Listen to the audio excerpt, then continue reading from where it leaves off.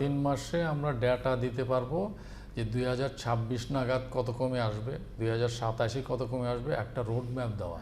কারণ ইতিমধ্যেই তো 2025-এ আপনি এই ডেফিসিট কমাতে পারবেন না, কারণ ইতিমধ্যে যে কমিটমেন্টগুলো ইম্পোর্টের হয়ে গেছে সেগুলো তো ওইভাবে হবেই। তো হঠাৎ করে তো আপনি একটা প্রোডাক্টের ডেস্টিনেশন বা সোর্স আপনি চেঞ্জ করতে পারবেন না।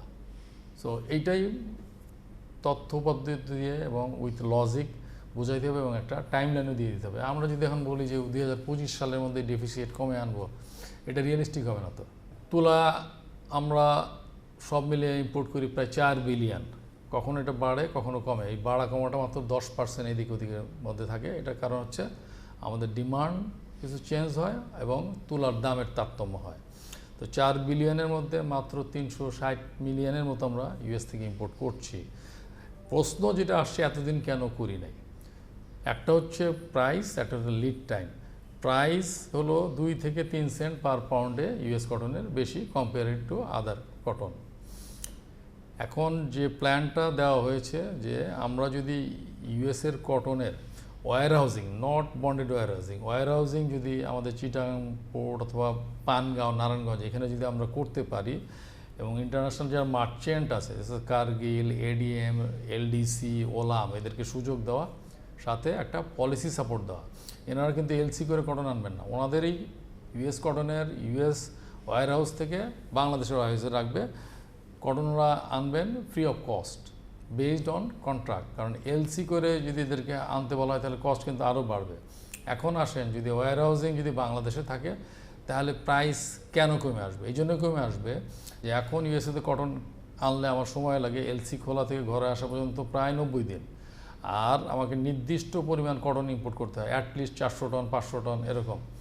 তো এখন যদি ওয়্যার হাউজিং এখানে হয় তাহলে আমি ছোটো ছোটো কনসাইনমেন্ট কিনবো, আমার ইনভেন্টরির কস্ট কমে যাবে, আমার ওয়ার্কিং ক্যাপিটালের যে পরিমাণ সেটাও কমে আসবে। সো সেই ক্ষেত্রে এই 2 থেকে 3 সেন্ট অফসেট করা সম্ভব। More important, US cotton is clean cotton.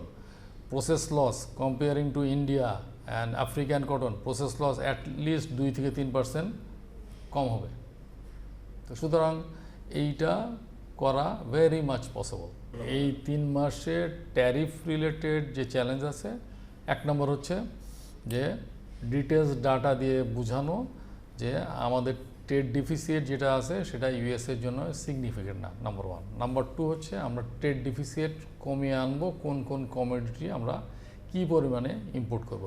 3 নম্বর হচ্ছে এগুলো করার জন্য খালি আমরা একটা চিঠি পাঠিয়ে দিলাম হবে না, আমাদেরকে সাম সর্ট অফ লবিস্ট নিয়োগ করতে হবে, অথবা ওখানে যেয়ে আমরা লবিং করতে হবে কন্টিনিউয়াসলি। এই 3টা কাজ হলো একদম চলমান রাখতে হবে, তাহলেই সম্ভব যে আমাদের উপরে যে ট্যারিফটা ইম্পোজ হবে সেটা সহনীয় পর্যায়ে থাকবে এবং যৌক্তিক পর্যায়ে থাকবে। সরকার যেসব ইনফরমেশনগুলো ইউএস গভর্নমেন্টের কাছে দিবে এগুলোর জন্য তো মানে পর্দার অন্তরালে এই আমাদের অ্যাসোসিয়েশনগুলাই কাজ করছে, মন্ত্রণালয় কাজ করছে, কিন্তু এখানে বিজিএমইএ, বিটিএমইএ, বিকেএমইএ, বিসিসিআই, অন্য অ্যাসোসিয়েশন আছে, সবাই মিলেই তো কাজ করে যে এই তথ্যপত্রগুলো দিচ্ছে। সুতরাং আমরা এখন অ্যাজ বিজিএমএ তো আর যে ইউএস গভর্নমেন্টের সাথে আমরা নেগোশিয়েট করতে পারবো না, হ্যাঁ। তো সেটা G2G হবে। আমাদের টিকফা নিয়ে কাজ করতে হবে। দিনের শেষে সরকারকেই ভূমিকা পালন করতে হবে। থিঙ্ক ট্যাঙ্ক যারা আছে সিপিডির মতো ওনারাও তো এখানে ইনপুট দিচ্ছেন, আরও যারা আছেন। সুতরাং এটা একটা সমন্বিত পদক্ষেপ।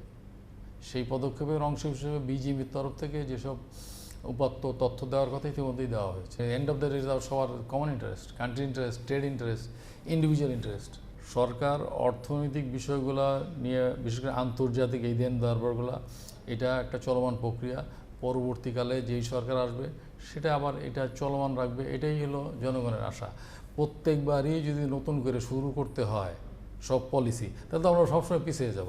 সুতরাং এইটার একটা হলো সিকোয়েন্সটা বজায় থাকা উচিত এবং আমরা আশা করি এটা বজায় থাকবে।